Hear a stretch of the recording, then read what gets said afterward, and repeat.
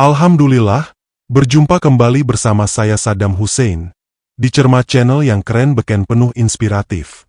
Semoga sobatku baik bahagia selalu sehat, berlimpah karunia yang banyak yang penuh keberkahan.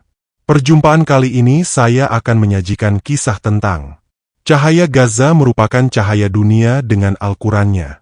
Mari langsung saja kita ikuti perjalanan kisahnya berikut ini. Gaza, negeri para penghafal langit. Singapura, 2025. Langit Singapura cerah pagi itu. Gedung-gedung pencakar langit menjulang, lalu lintas berjalan teratur, dan suara merdu azan zuhur menggema dari Masjid Sultan. Seorang jurnalis muda bernama Alia Tan, keturunan Tionghoa Muslim, baru saja kembali dari liputannya di Timur Tengah. Ia duduk di sebuah kafe kecil di kawasan Kampong Glam, matanya menatap kosong ke arah jendela. Ia masih belum bisa melupakan apa yang ia lihat, bukan reruntuhan bangunan atau dentuman bom, tapi sesuatu yang jauh lebih besar, lebih kuat, kekayaan Gaza yang tak tertulis di laporan manapun. Beberapa minggu sebelumnya, Gaza, Palestina. Saat dunia hanya melihat reruntuhan, puing, dan kesedihan dari layar kaca, Alia justru menyaksikan sesuatu yang membuatnya menggigil kagum. Ia ditugaskan oleh sebuah media internasional untuk meliput sisi kemanusiaan di Gaza. Yang tak ia sangka, justru di tengah keterbatasan, di tengah suara dentuman senjata, Gaza menyimpan kekayaan dan kekuatan paling menggetarkan hati, iman dan hafalan Quran. "Ini rumah kami," kata Ahmed, bocah lelaki berusia 10 tahun, sambil tersenyum menunjukkan sebuah bangunan separuh roboh. "Tapi saya tak apa-apa. Saya sudah hafal 15 juz. Tahun ini target saya 30. Alia menatap bocah itu dengan tak percaya. Di usia 10 tahun? Dalam kondisi seperti ini? Bagaimana kamu menghafalnya? Di pengungsian. Di masjid yang sudah tidak beratap. Di selokan. Di malam gelap. Kadang sambil menahan lapar. Tapi kami ingin Al-Quran hidup di hati kami. Dan bukan hanya Ahmed. Setiap hari selama di Gaza, Alia bertemu dengan anak-anak, remaja, pria tua renta, perempuan muda berjilbab, bahkan yang berjalan dengan tongkat, semuanya menghafal Quran. Di sekolah darurat, di bawah reruntuhan masjid, bahkan di rumah sakit, mereka membaca ayat demi ayat seolah ayat itu menjadi nyawa mereka. "Kami miskin senjata, tapi kaya hafalan," ujar Syekh Muadz, seorang guru tahfidz yang telah kehilangan kedua anaknya dalam serangan. "Kami tak punya perisai, tapi Al-Quran di dada anak-anak kami lebih kuat dari baja." Singapura kembali. Alia akhirnya mengangkat pena dan mulai menulis artikelnya dengan judul yang tak biasa. Gaza tak pernah hancur karena ia menyimpan kekayaan yang tak terlihat. Artikel itu viral dalam waktu 48 jam. Tak hanya di Singapura, tapi juga menembus media Malaysia, Indonesia, Turki, hingga Maroko. Video Ahmed sedang menghafal Quran di bawah puing rumahnya memecahkan 100 juta views.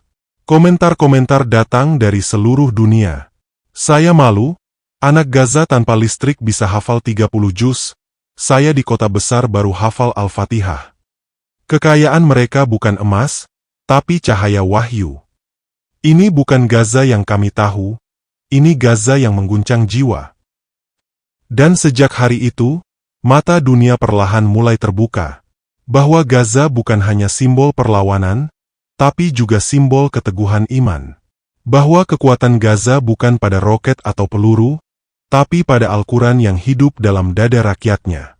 Bahwa Gaza adalah negeri kecil, dengan kekayaan terbesar di langit dengan penghafal Al-Qurannya.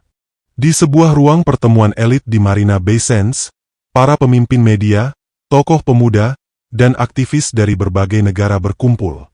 Mereka mengundang Alia sebagai pembicara utama. Tema diskusi hari itu, The Hidden Strength of Gaza. Ruangan itu hening saat Alia naik ke podium. Ia membawa sebuah mushaf lusuh yang didapat dari Gaza.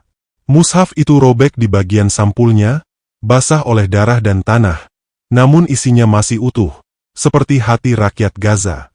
"Ini bukan hanya kitab," katanya sambil mengangkat mushaf itu. Ini adalah tameng. Ini adalah kekuatan. Ini adalah alasan kenapa Gaza tak pernah runtuh. Di balik reruntuhan, sebuah madrasah berdiri dengan dinding seadanya.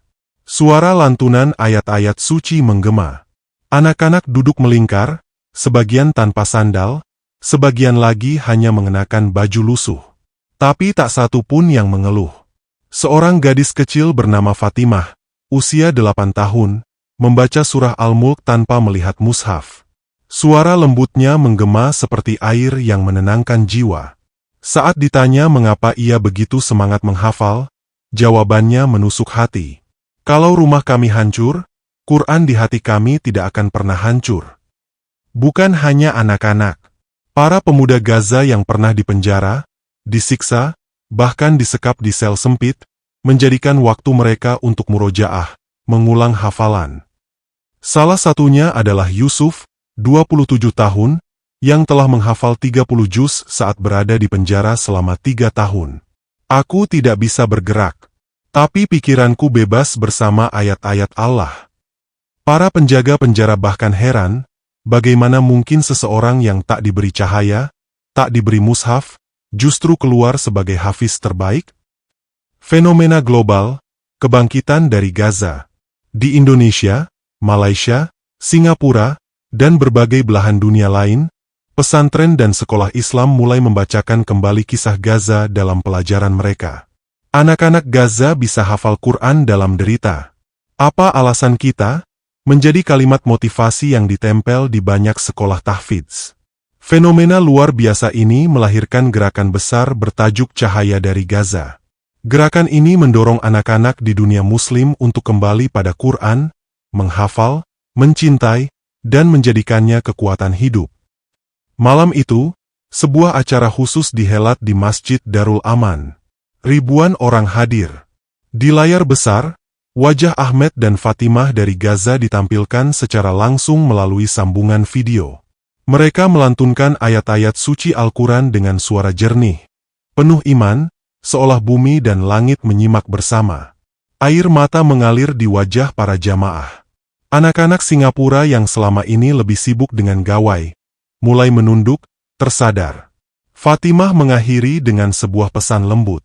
Kami di Gaza tidak takut mati, karena kami hidup bersama Quran. Jadilah teman kami, hafalkan Quran di tempat kalian. Dan sejak malam itu, dunia mulai berubah. Tak lagi melihat Gaza sebagai korban, tapi sebagai pelita, sebagai inspirasi. Sebagai negeri yang diberkahi bukan karena hartanya, tapi karena Quran di dada rakyatnya. Sahabat inspiratifku yang berbahagia. Singapura, 3 bulan setelah video viral. Bandara Changi dipenuhi awak media. Bukan untuk menyambut selebritas atau pemimpin dunia, melainkan 2 tamu kecil yang mengguncang hati umat manusia. Ahmed dan Fatimah, 2 penghafal Quran dari Gaza yang diundang secara khusus untuk hadir dalam acara Global Quranic Conference. Dengan baju sederhana dan mata penuh cahaya, keduanya menjejak tanah negeri yang begitu asing namun hangat menyambut. Tak ada yang menyangka bahwa dari reruntuhan Gaza, muncul generasi yang akan menginspirasi dunia dengan hafalan dan iman yang tak bisa dilumpuhkan oleh rudal atau embargo. Acara Global Quranic Conference Masjid Sultan, dengan suasana hikmat menyelimuti aula utama. Ribuan orang memadati ruangan, bahkan jalanan sekitar masjid penuh oleh umat yang ingin menyaksikan langsung. Ahmed diminta melantunkan surah Ar-Rahman. Suaranya, meski masih bocah, menggetarkan. Setiap ayat yang dilafalkan seakan membawa hujan rahmat turun ke dalam hati siapapun yang mendengarnya. Saat tiba pada ayat, Fabi ayyi a'lai rabbikuma tukadzibaan. Semua jamaah menangis. Bukan karena sedih, tapi karena malu. Karena bocah kecil dari tanah konflik itu justru mengajarkan kaya hati yang sesungguhnya. Fatimah pun naik panggung. Ia membacakan Al-Fajr, surah perjuangan dan kemenangan jiwa. Setelahnya ia berkata, dengan bahasa Arab yang diterjemahkan oleh penerjemah. Kami ingin mengatakan kepada dunia, Gaza tak butuh simpati, Gaza butuh kalian meniru kami dalam menjaga Quran. Jadilah pelindung Quran, maka Quran akan melindungi hidup kalian. Media global bergejolak. BBC, Al Jazeera, CNN, bahkan media barat sekuler ikut memberitakan kunjungan mereka. Judul-judul media mendadak berubah dari narasi, Gaza terluka, menjadi anak-anak Gaza membawa wahyu ke dunia. Kekayaan Gaza yang tak terlihat kini menggema. Penghafal Quran kecil guncang Singapura. Hashtag baru bermunculan. From Ruble to Revelation. Gaza memorizes Quran. Kita bisa seperti mereka. Kebangkitan dunia Islam dimulai. Efek domino pun terjadi. Di Jakarta, satu sekolah umum bertransformasi menjadi rumah tahfidz. Di London, remaja Muslim mulai membuat komunitas Hafidz Challenge terinspirasi Gaza. Di Nigeria, pengungsi Muslim berbondong-bondong membentuk halakah Quran. Di Jepang, komunitas Muslim mulai menerjemahkan kisah Gaza ke dalam bahasa Jepang dan mengajarkannya di sekolah Islam. Dan semuanya bersumber dari satu hal kecil yang dianggap sepele oleh dunia. Anak-anak Gaza yang memilih menghafal Al-Quran saat dunia memilih gadget. Malam terakhir, di sebuah taman sederhana dekat Esplanade, Ahmed memandang gedung-gedung tinggi bercahaya. Ia lalu berkata lirih kepada Alia, "Di Gaza, langit kami penuh api. Tapi hati kami tenang karena Quran. Di sini, lampu bersinar, tapi banyak hati yang gelap. Kami datang bukan hanya untuk menghafal, tapi untuk menyalakan cahaya." Alia hanya bisa menunduk. Ia tahu, dunia benar-benar telah dibangunkan dari tidur panjangnya. Oleh Gaza, negeri kecil yang ternyata adalah pusat kekuatan terbesar di muka bumi. Bukan karena kekayaan duniawi, tapi karena ayat-ayat langit yang hidup dalam dada mereka. Inspirasi Gaza dan cahaya yang menyebar ke 5 benua. Setelah kunjungan Ahmed dan Fatimah ke Singapura, gelombang cahaya mulai menjalar tak terbendung. Tidak hanya ke dunia Islam, tetapi juga menembus batas keyakinan, budaya, dan bahasa. Apa yang dibawa oleh anak-anak Gaza bukan sekadar lantunan ayat, tetapi getaran ruhani yang tak mengenal tembok dan sekat dunia. Dari Amerika hingga Afrika, dari Asia Timur hingga Eropa Utara, sebuah pertanyaan menggema di hati banyak manusia. Apa yang membuat anak-anak Gaza tak takut mati, dan bahkan tersenyum saat melihat langit yang dipenuhi pesawat tempur? Jawabannya, Al-Quran. Tokyo, Jepang. Seorang guru bahasa Arab bernama Nakamura-san yang mengajar di komunitas Muslim Tokyo, menangis saat melihat video Fatimah. Ia bukan Muslim. Tapi sejak itu, ia tertarik membaca Al-Quran, bukan terjemahan, tapi ia belajar huruf hijayah dari awal. Setiap malam, ia menyalakan video anak-anak Gaza menghafal Al-Quran. Ia berkata kepada murid-muridnya, "Jika mereka bisa menghafal dalam reruntuhan, kita bisa mempelajarinya dalam damai." 2 bulan kemudian, Nakamura-san mengucap syahadat secara sembunyi di masjid kecil Ueno, Buenos Aires, Argentina. Di sebuah daerah kumuh, sekelompok pemuda Latin Amerika yang terjerat narkoba mulai menonton cuplikan anak-anak Gaza. Mereka awalnya penasaran, lalu heran, dan akhirnya tersentuh. Dari rasa ingin tahu, mereka mulai belajar Al-Quran. Mereka bukan hafidz, belum bisa membaca Arab, tapi mereka tahu. Kita ingin punya hati seperti mereka, yang kuat saat dunia menghina, yang damai saat dunia mengancam. Salah satu dari mereka, Diego, kini menjadi relawan dakwah di penjara remaja. Ia membawa video anak-anak Gaza ke setiap kunjungannya. Kigali, Rwanda. Seorang wanita parubaya, mantan misionaris, menemukan artikel viral tentang Gaza yang diterjemahkan ke dalam bahasa Prancis. Ia membaca kalimat Fatimah, "Kami hidup karena Quran, dan mati pun bersama Quran." Itu mengubah hidupnya. Ia mulai mencari Al-Quran. Di tengah kota kecil, ia bertemu dengan seorang Muslim tua yang mengajarinya perlahan. Kini, wanita itu menjadi pembela Gaza, bukan dengan senjata, tetapi dengan kalimat, tulisan, dan cinta terhadap Al-Quran. Istanbul, Turki. Di Masjid Biru, setiap malam Jumat, lantunan Al-Quran dibacakan oleh penghafal muda. Tapi malam itu berbeda. Penceramahnya adalah anak Palestina berusia 12 tahun, diundang langsung dari Gaza. Ia berdiri di mimbar megah itu, suaranya kecil, tapi setiap kata menyayat dan membangunkan kesadaran umat. Kami tidak takut kehilangan dunia, karena kami sudah memiliki Quran. Seluruh jamaah menunduk, menangis, dan bertekad. Mulai malam itu, semua masjid di Istanbul menambah halaqah tahfidz untuk anak-anak. Gaza kembali ke negeri para penghafal langit. Sementara dunia berubah karena Gaza tetap seperti dulu. Tertindas secara fisik, tapi tegak secara ruhani. Ahmed kini mengajar anak-anak lain. Fatimah membantu para ibu-ibu menghafal di sela-sela mencari air bersih. Mereka tak tahu bahwa nama mereka disebut-sebut di 5 benua. Mereka tak tahu bahwa dunia mengagumi mereka. Karena di Gaza, yang mereka tahu hanya satu. Kami bukan bintang dunia, kami hanya ingin menjadi kekasih langit lewat ayat-ayatnya. Ketika dunia mencari kekuatan dalam senjata, Gaza membuktikan bahwa kekuatan sejati ada dalam hafalan dan hati. Ketika dunia mencari cahaya dalam teknologi, Gaza mengajarkan bahwa cahaya sejati adalah ayat yang diulang dan hidup dalam dada. Dan Gaza telah menjadi mercusuar tak bersuara, yang menerangi dunia dengan Quran, tanpa pernah meninggalkan tanah luka mereka.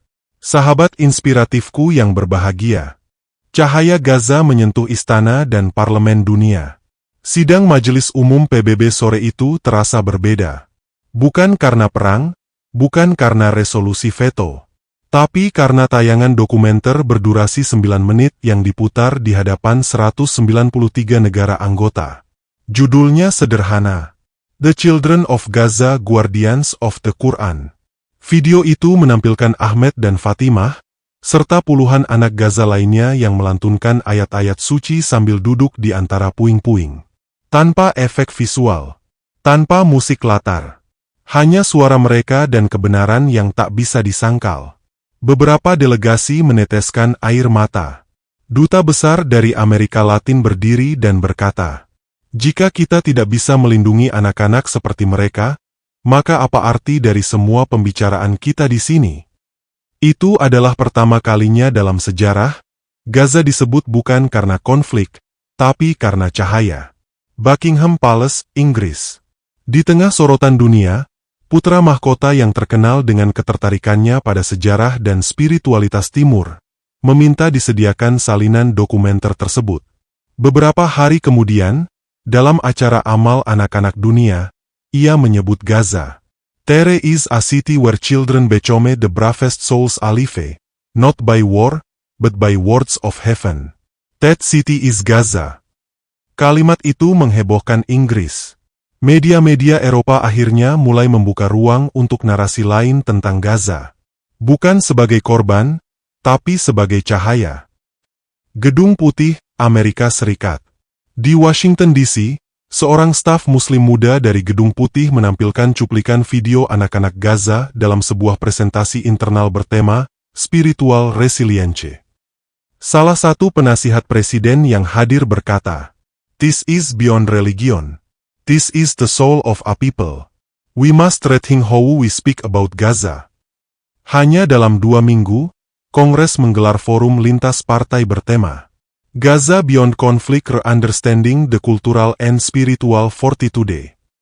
Dari ruang parlemen yang biasanya penuh debat, terdengar untuk pertama kalinya lantunan Al-Quran. Bukan karena teror, tapi karena kekaguman. Mekah, Saudi Arabia. Di Masjidil Haram, saat musim haji, ribuan jamaah dari berbagai penjuru dunia duduk mendengarkan seorang imam muda. Ternyata dia adalah murid dari Ahmed, dikirim oleh Gaza sebagai utusan Quran. Saat ia melantunkan ayat, "Walakat yasarnal Qur'ana lidzikri fahal mim mudakir." Dan sungguh, telah kami mudahkan Al-Quran untuk pelajaran, maka adakah orang yang mau mengambil pelajaran? Tangis jamaah pecah. Karena semua tahu, Gaza telah menjawab pertanyaan itu dengan darah, air mata, dan hafalan suci. Efek domino. Di Perancis, Parlemen mengusulkan agar kisah anak-anak Gaza dijadikan bagian dari kurikulum nilai-nilai universal di sekolah-sekolah.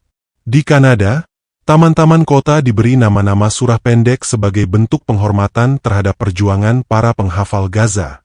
Di Indonesia, gerakan Satu Rumah Satu Hafidz membeludak. Semua dimulai dari tayangan Ahmed dan Fatimah di Singapura. Semua ini terjadi tanpa Gaza meminta dikenal. Mereka tak pernah minta diliput, tak pernah berharap menjadi viral. Mereka hanya menghafal Quran dan membiarkan Allah yang menyebarkan cahaya mereka. Kini cahaya itu telah sampai ke ruang-ruang istana, ke gedung-gedung parlemen, dan ke hati yang selama ini tertutup oleh sekat-sekat dunia. Ahmed duduk di atas reruntuhan, Fatimah duduk di sampingnya. Tak ada sinyal internet, tak ada kamera. Hanya langit senja, desir angin, dan mushaf lusuh di pangkuan. Dunia tahu tentang kita sekarang, kata Fatimah. Ahmed tersenyum, tapi biarlah Allah saja yang mencatatnya. Yang penting kita tetap hafal, tetap sabar, dan tetap di jalannya.